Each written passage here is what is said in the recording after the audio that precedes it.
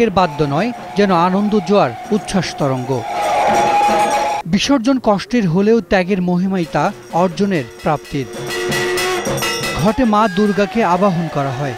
1 বছরের জন্য মাকে বিদায় জানানোর আগে শুক্রবার সকালেই দেয়া হয় ঘট বিসর্জন।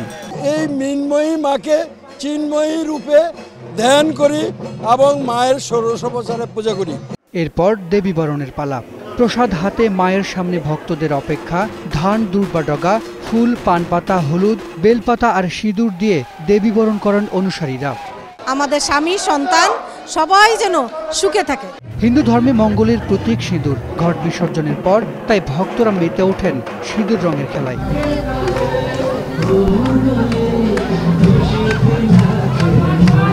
সিঁদুর খেলাটার মধ্যে একটা আন্তরিকতার সৃষ্টি করা, যাতে আমরা এর মধ্যে একটা সম্পর্ক, ভালো সম্পর্ক গড়ে তুলতে পারি। বর্ণগোত্র বিভেদ ভুলে সম্প্রীতিময় সমাজের এ যেন এক অনন্য ছবি, যেখানে শামিল অন্য ধর্মের মানুষও।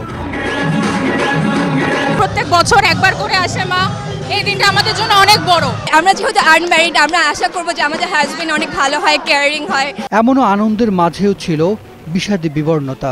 মায়ের প্রস্থান দুঃখে ভারাক্রান্ত ভক্ত মন। তারপরও চাওয়া মা যেন ভালো রাখেন সবাইকে। ভালো লাগছে, খারাপও লাগছে, মা চলে যাচ্ছে, আবার 1 বছর ওয়েট করতে হবে। মা আবার আসুক, আমরা আবার আনন্দ করব। মা আজকে চলে যাচ্ছে, আমার মন খুব কষ্ট। উৎসব যার বর্ণ নেই, বিভেদ নেই, রং না থাকলেও আছে বিচিত্র ঢং।